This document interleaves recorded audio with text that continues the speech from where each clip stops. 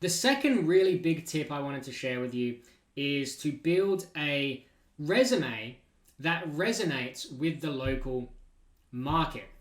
So as you know, as you go from, I've lived across 7 different countries, by the way, so I can empathize with you guys, having traveled around a lot.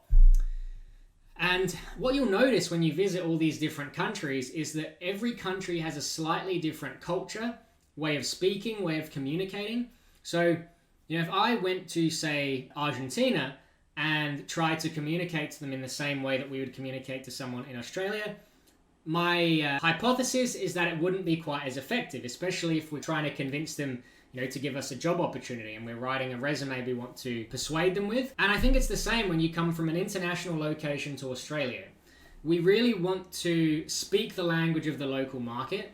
And when you can do this, it means they will understand you better, and it'll result in a lot more interviews. It will also help you when you're in your interviews. The easiest way to do that is to just talk to someone who gets the local market, someone who has already done it, who knows how to do this stuff, and ask them to help you.